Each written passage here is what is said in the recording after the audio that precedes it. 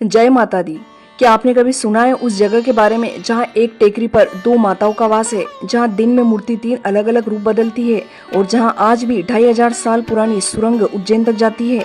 यह रहस्यमय स्थान है देवास टेकरी, जो बाबा महाकाल की नगरी उज्जैन से 35 किलोमीटर और इंदौर से लगभग 34 किलोमीटर दूर स्थित है। यह स्थान 52 शक्ति पीठों में गिना जाता है। कहा जाता है कि जहाँ अन्य शक्ति पीठों पर माता के शरीर के अंग गिरे थे, वहीं देवास की टेकरी पर माता का रक्त गिरा था और उसी से प्रकट हुई माँ चामुंडा देवी, और इसीलिए इसे रक्तपीठ कहा जाता है।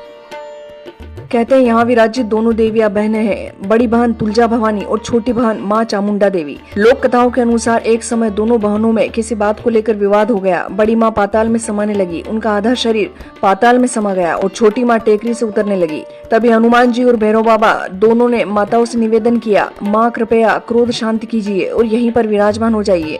और ठीक उसी अवस्था में दोनों माताएं आज भी इस टेकरी पर विराजमान है। देवास टेकरी की सबसे अनोखी बात यह है कि माँ चामुंडा की मूर्ति दिन में 3 रूप बदलती है, सुबह बाल्य अवस्था, दोपहर में युवा अवस्था और शाम को वृद्धावस्था में। भक्तों का मानना है कि यह माता की जागृत शक्ति का साक्षात प्रमाण है। मंदिर के पास ही विराजमान है भैरव बाबा। कहा जाता है कि माता के दर्शन का पूरा फल तभी मिलता है जब भैरव बाबा के दर्शन किए जाए, यानी भैरव बाबा के दर्शन किए बगैर माता का आशीर्वाद अधूरा है।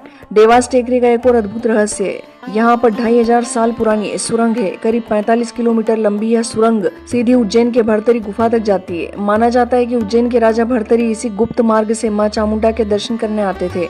आज भी यह सुरंग रहस्य और रोमांच का केंद्र बनी हुई है।